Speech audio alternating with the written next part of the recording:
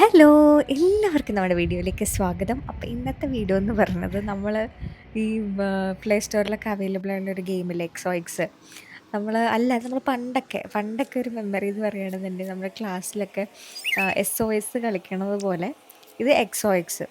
ആം, രസമാണ് എന്തായാലും. കാര്യം നമുക്ക് 2 കപ്പിൾസിനും അതുപോലെ തന്നെ 2 പേര് വെച്ച് കളിക്കാൻ പറ്റിയൊരു ഗെയിമാണത്.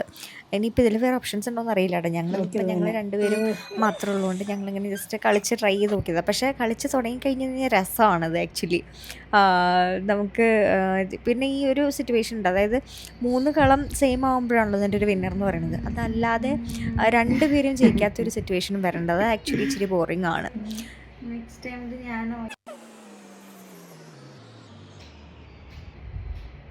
എടാ അങ്ങനെ കാണിക്കാൻ പാടില്ല കേട്ടോ.